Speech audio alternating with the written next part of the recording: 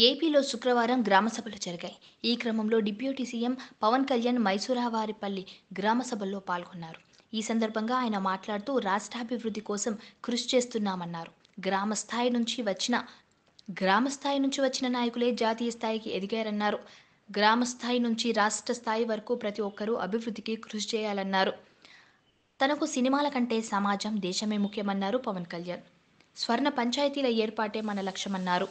అయితే ఉప ముఖ్యమంత్రి పవన్ కళ్యాణ్కి త్రుటిలో పెద్ద ప్రమాదాన్ని తప్పించుకున్నారు. అన్నమయ్య జిల్లా రాజంపేట పూలపత్తూరు పర్యటన ముగించుకొని వెళ్తున్నప్పుడు ఆయన కాన్వాయ్లోని ఓ కారు ప్రమాదానికి గురైంది. బైపాస్ రోడ్డు దాటుతున్న వృద్ధుని తప్పించబోయి ఎస్కర్ట్ వాహనం అదుపు తప్పి బోల్తా పడింది. ఈ ప్రమాదంలో రిజర్వ్ ఇన్స్పెక్టర్, ఒక మహిళా కానిస్టేబుల్, డ్రైవర్కు స్వల్ప గాయాలయ్యాయి. అయితే పవన్ కళ్యాణ్ ఉన్న కారుకు కానీ మిగతా వాహనాలకు గానీ ఏమీ అవ్వలేదు.